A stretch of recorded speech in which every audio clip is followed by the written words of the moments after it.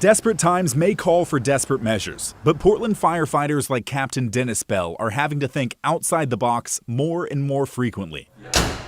Proactively, we have to have a plan B. There's no stop, scratch your head. We have to be able to think on our feet. At 2 a.m. on New Year's Eve, Bell responded to a 911 call. A man had chest pains on a TriMet bus. Fearing a heart attack, Bell knew the man needed to get to the hospital, but AMR was at level 0. No ambulances were available, and after 20 minutes, firefighters couldn't wait any longer. Bell said the patient couldn't fit in the fire rescue. It was time to get creative. We had a wide open vacant bus. Fortunately, there wasn't a lot of other riders on the bus at 2:30 in the morning, and that it just dawned on me that was really the only option that we had.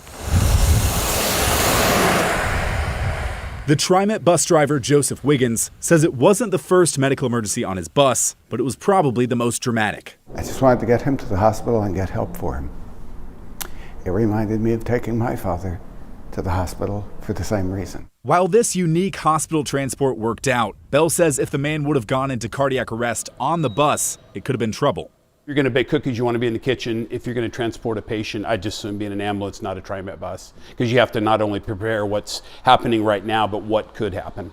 And a TriMet bus just wouldn't be set up for that. Portland Fire reports at least 22 non-traditional transports in 2023. Situations where firefighters found other ways to get patients to a hospital because of the lack of ambulances. The Fire Bureau just added a function in the fall that lets firefighters report a non-traditional transport. Fire trucks and rescue vehicles aren't set up for this. Water tanks and other equipment take up room. But firefighters and trained paramedics like Bell know when minutes matter. It's crucial for the patient outcome. I mean, cardiac muscle dies over time, so they have to get more definitive care than what we can do in the field. What are the challenges or frankly concerns with doing that and with doing that more frequently? This is not a solution. That was a function fixity at the time.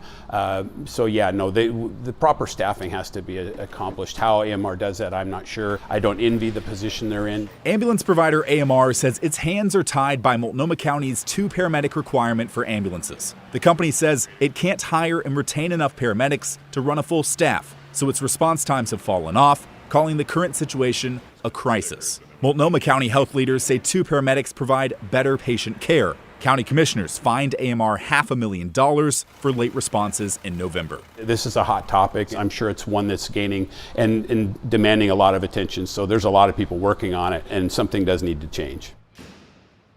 That TriMet bus driver, Joseph Wiggins, we talked to just about an hour ago, he said he was itching to take this person to the hospital when given that chance the other night early on New Year's Eve day. And for what it's worth, Portland Fire did tell me that they believe that 20 or so non-traditional transports that they tracked over 2023 likely underreported. Now they're hopefully going to have better reporting systems moving forward. David?